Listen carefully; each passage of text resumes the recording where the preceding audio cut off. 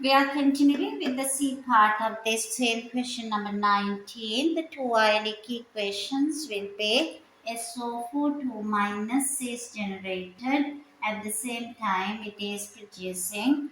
It is that added OH minus react in order to produce water. So that added H plus are removed. Also added OH minus signs are removed. So there is no effect to the pH.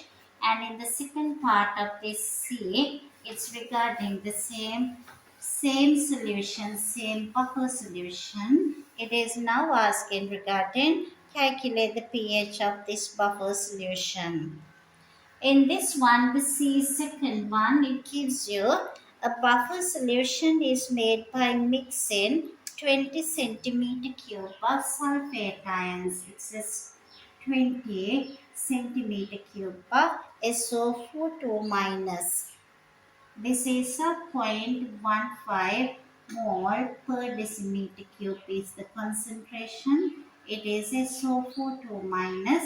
It is added from outside 75 centimeter cube of zero point 0.1 mole per decimeter cube of HSO4 minus ions. So it is added from outside HSO4 minus, and now it is the total volume increase with this 20 added 75. So it should be, it is 25 here, this 25 plus this 70, total volume is now 100 centimeter cube.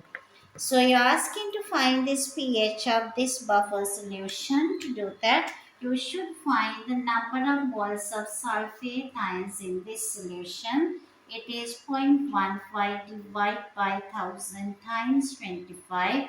You get the answer for this one would be 3.75 times 10 to the power minus 3 moles of sulfate ions are present.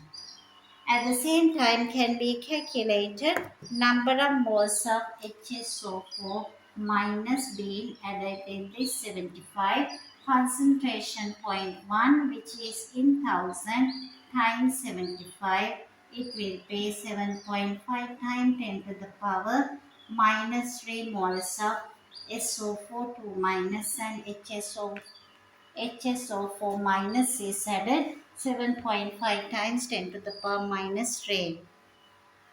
Once you get this one, so it is being added, overall would be this is equals to 3.75 is the number of moles which were present in. We got the answer 3.75.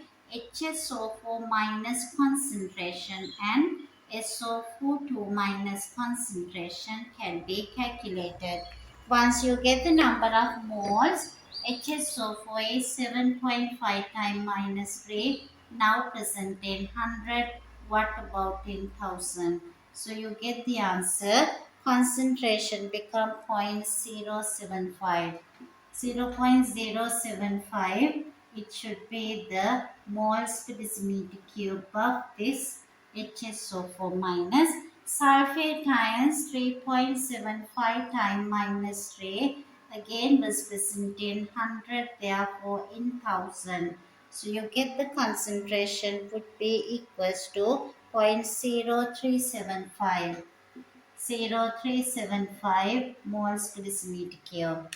Having known these values, we can move on to our equation, a buffer solution equation, which is mostly I always recommend to do is that buffer solution pH plus is equals to Ka into acid concentration divided by salt concentration. This is the most practical equation. So you can substitute into this one to get H plus, which is equals to the Ka is given to you as 0.012.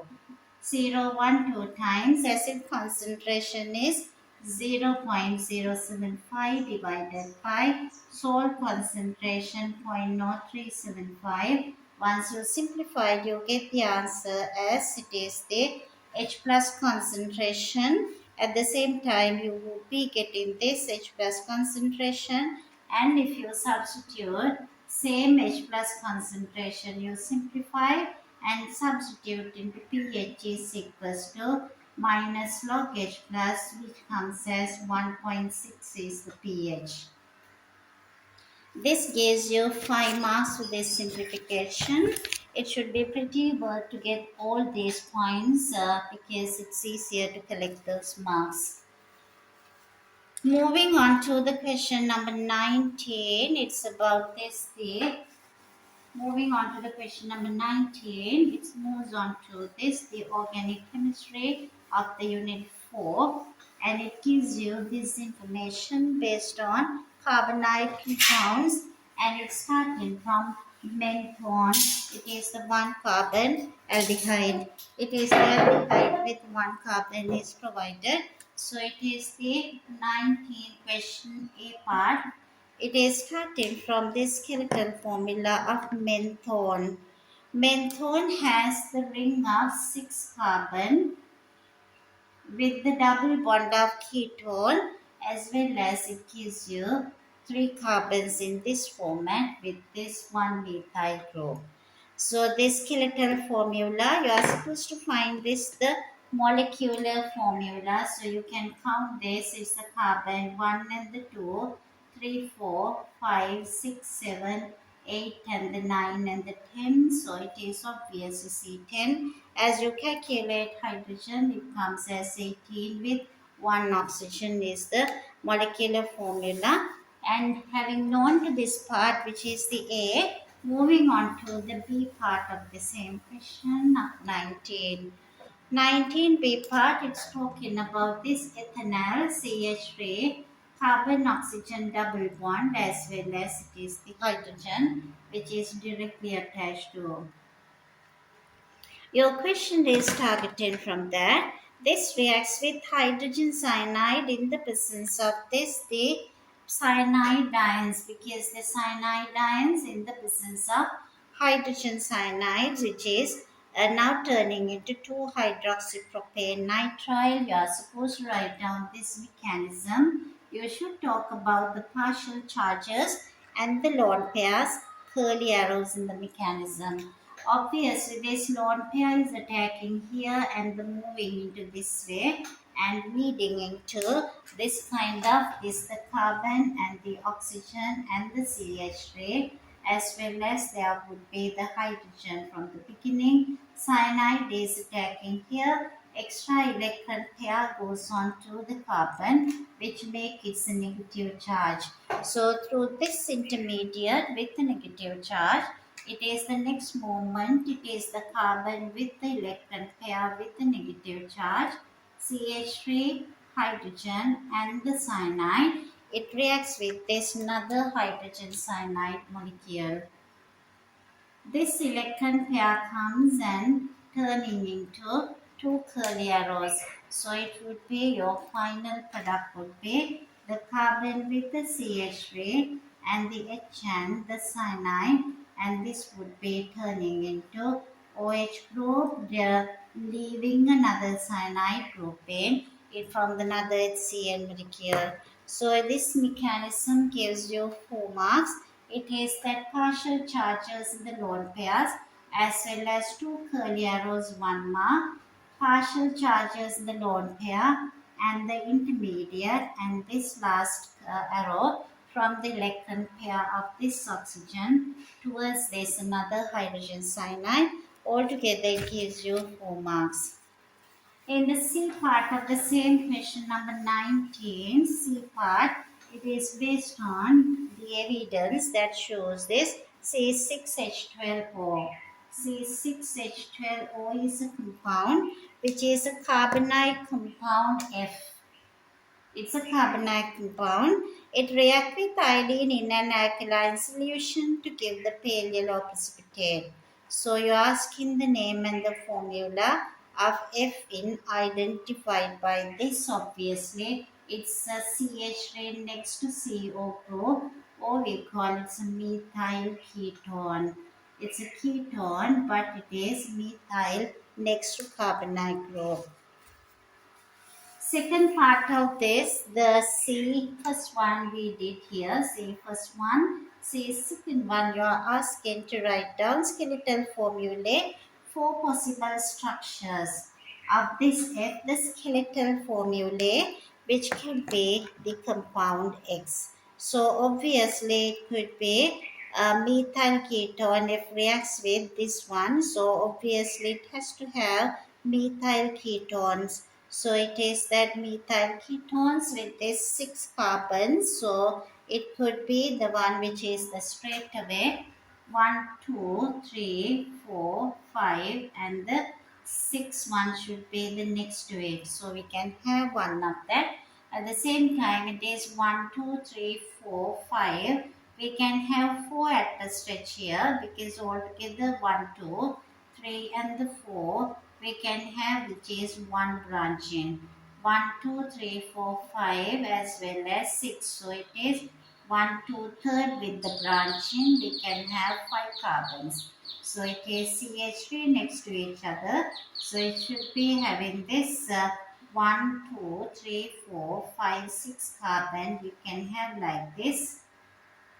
If you can jot down with a pencil, that's much easier. 2, 3, 4, 5 with the branching 3, or else you can have like with 2 branching also, because you can have this is the CO group and the next one with 2 branching, and you can have that it is the group which is next attaches 1, 2, 3, 4 and the 3 dimethyl. You can have this compound produced like that, and you can have a last compound where you be having this the methyl on this 4th carbon, and this could be 1, 2, 3, 4, 5 as well as the 6th one. Can be drawn like the 4 isomers. Then the carbon 13 has 4 different peaks. You are asking, it is your third part of the question. What could be this displayed formula? Once you ask in displayed formula with 4 carbons, obviously CO group where it is attached to 3 hydrogen in the displayed formula. So it could be attached to a carbon where it is attached with 3 other carbons, each one with 3 hydrogen. You should show all these bonds very clearly in the displayed formula. So it is to be very important to understand the question and write down. You are asking about the 4 different peaks in the carbon 13. This carbon, this all the 3 are identical. These are 1 and this is different 2, this is 3, this is 4. So it could be the structure with 4 different carbon atoms like that. Moving on to the D part of the same question. It gives you this certain information based on 3 compounds. It is asking about these properties of these 3 compounds with their boiling point values. So you are provided 3 substances, basically butanol, pentane and the propanoic acid. Butanol and the pentane and propanoic acid. So you are provided propanoic acid, and you can see the values are much higher for the propanoic acid. It is 141 boiling point in degrees Celsius. Butanol is the 76 and the pentane is the least value of 36. So all these values are provided to you. Immediately you can recognize the least and the highest values and the in-between value. So it is, your question is, explain in terms of all the intermolecular forces. Intermolecular forces involved why butanol has higher boiling point than pentane. First 2 comparison are here. At the same time, the next 2 comparison would be the last part, why the boiling point is less than propanoic acid. So your key compound is butanol, why it is greater than pentane. At the same time, why butanol is less than, why the butanol is less than propanoic acid. So your comparison key part is the butanol. Why whatever you can call here, it is that the temperature is a butanol, sorry, it's a butanol aldehyde. Main concern is that butanol, why is greater than this propane and why it is there less than propanoic acid. So once you write down this information, once you are given in the question, it's easier if you can recognize what are the intermolecular forces present in pentane, which is there. You can find always that is this number of electrons or the molar masses for these three. So the propanoic acid is 3 carbon carboxylic acid. So you can recognize the structural formula C5H12, butanol is C4H8O. Molar masses are almost the same. All the three contain almost the same amount of London forces. Almost the same amount of London forces. So it should be based on that. You can see first point, all these containing London forces. You can mention pentane containing only London forces.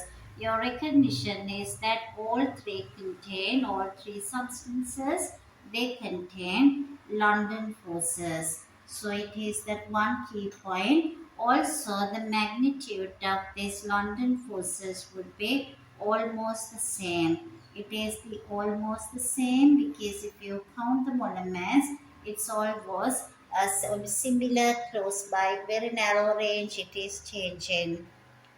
Now you can take the butanol. The difference is the butanol is a polar molecule. So it is the butanol contain carbon oxygen group attached to the hydrogen. Apart from that, it is CH2, CH2 and the CH3. It contains polar carbonyl group, which gives the idea this butanol contain permanent dipole interactions plus London forces. Obviously, London forces are the weakest, therefore, boiling point of butanol is greater than pentane. So you're asking to explain this two difference. So it's great because permanent dipole interactions are stronger in butanol compared to pentane. If you come across this permanent dipole with this the carbonate group, you are getting that another 2 marks for this part.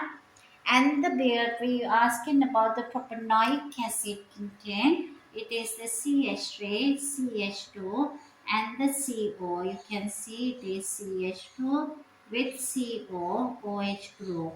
So it can form the hydrogen bonds which is the strongest intermolecular force by using this carbon oxygen group as well as the OH group. This is the hint for the highest boiling point of propanoic acid and it is much higher than butanol. This contains hydrogen bonds plus London forces. London forces are almost the same magnitude but hydrogen bonds are present, which is the strongest intermolecular force. So in that condition, strongest hydrogen bonding in this the propanoic acid. So it is the idea is that lot of energy is needed to overcome strong hydrogen bonding, which gives the highest boiling point for the compound with propanoic acid. We came to the end of question number 19. We are moving on to the question number 20, which is the section C part of this particular paper.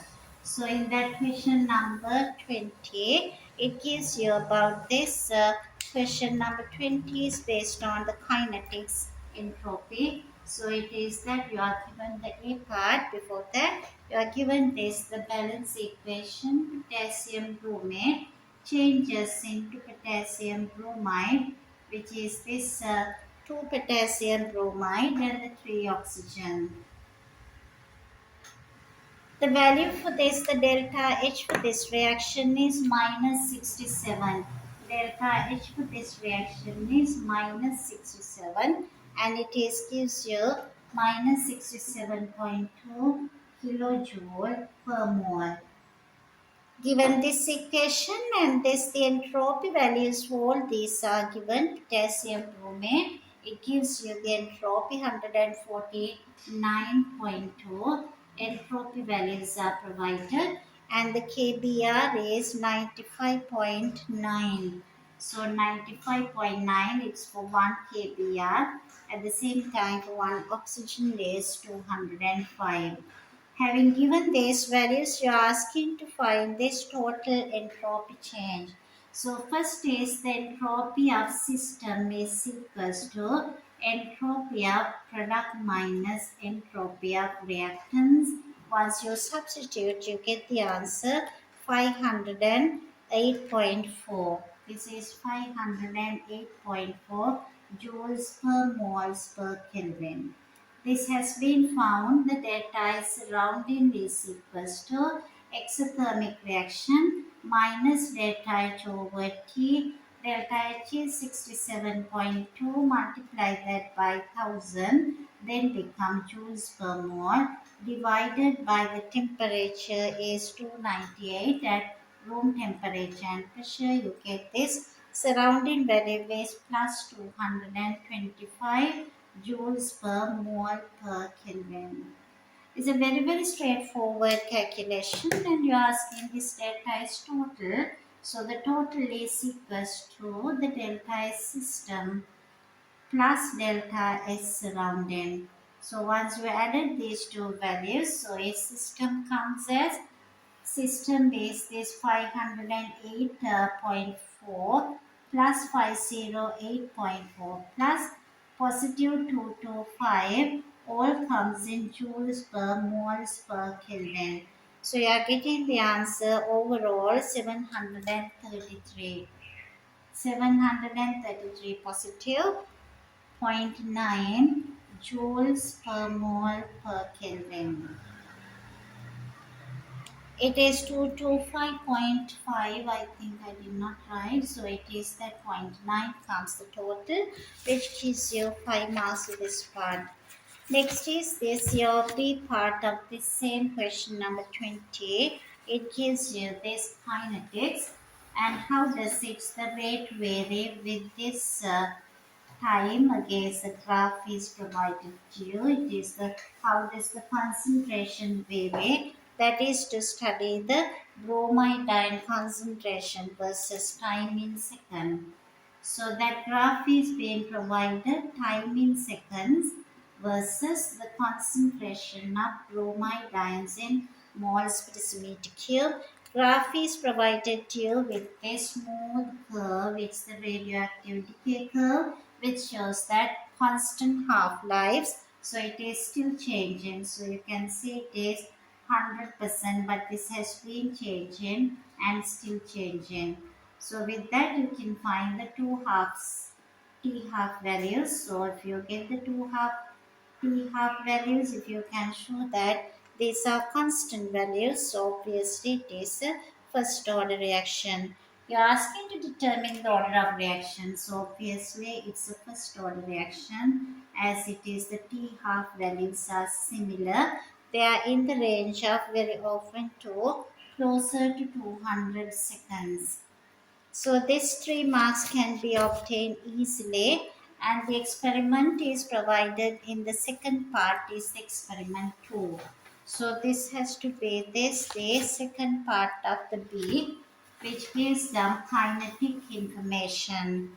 So it is this experiment 2, this is the B second one and it gives you a bromate and the H plus ion concentration and you can observe it is that experiments are done for 3 times. So it is run 1, 2 and the 3 as well as it is the bromate concentration as well as the hydrogen ion concentration. How does the rate vary? All these informations are provided to you. So 3 experiments are conducted by changing one concentration one at a time. So in this one it is that changing concentration of bromate ions to 0.1 to 0.2 to zero point 0.3, as well as H plus concentration being kept here 0.1, 0.2 constant, and it is doubled in the third experiment. 3.6 into 10 to the power minus 3 was the rate for first experiment. It became 7.2 times minus 3, obviously keeping H plus concentration constant. So the next one is 4.3 into 10 to the power minus 2 became higher value for initial rate with the next moment. When you compare the experiment 1 and the 2, so you can write down rate is equals to K times bromate to the power A and the H plus to the power B. So we are supposed to figure it out A and the B, as it is that multiplying this is the bromate by twice, rate increase by 2, obviously A is 1. And the next experiment, it is that H plus is increased by 2, and this is, if you compare, this is you can obtain 1 and the 2 comparison, A is 1. If you compare 1 and the 3 experiments, it is that this increased by 2, this increased by 3, but the rate increased by, when you get this answer, it is increased by into particular value, it is that 8 times. So it has to be B is equals to 2. H plus should be equals to 2, because 3 times increased by this value, because that bromate we know rate should be increased by 3 times, but this one increased by 4 times. 4 times rate increased by 12 times, because bromate increased by 1 time, rate should be increased by 3. This is increased by 2 times, so 2 to the power, this is 2 to the power 2 is 4, 4 times rate, 12 times rate increase, so the B is 2. That means your order should be 1 and the B is 2. This is your rate equation for this one. So having known this, this is written the rate equation as well for the 2 marks. And the C part of the question, given information regarding this C part, activation energy, how it is can be found by using Arrhenius equation. You are provided this equation and you are supposed to plot the graph. So your graph would look like, it is that x-axis and the y-axis. So your x-axis has to be according to the Arrhenius equation. This is ln k is your y-axis, as well as 1 over t, it is your x-axis. So it should be downward sloping graph, so you can find your gradient. So if your gradient comes with this value equals to, usually it comes as this the gradient. In this one there is a range for that, but somewhere closer to 13,175K is that gradient. So you can substitute your equation equals to ln k is equals to minus CA over R 1 over T plus constant. So according to that equation, you know your gradient is equals to, this is like y is equals to mx plus c. Y is equals to mx plus c format. Your gradient is equals to, this is a negative gradient, so that minus Ca over r equals to minus 13,175 Kelvin. Therefore, Ea is a plus value, so you can multiply this by 13,175 into 8.31, which comes joules per mole. Divide that by 1000, can convert into kilojoule per mole. So once you simplify, it comes the answer as 109.5 kilojoule per mole. Your Ea become positive 109.5 kilojoule per mole. So this is the last question of this paper which we discussed today. I hope you understood this explanation and the guiding and the points where we came to the final answer. Hope you learned something. Thank you so much for watching the video. Hoping to meet up you all soon with another paper discussion. Thank you.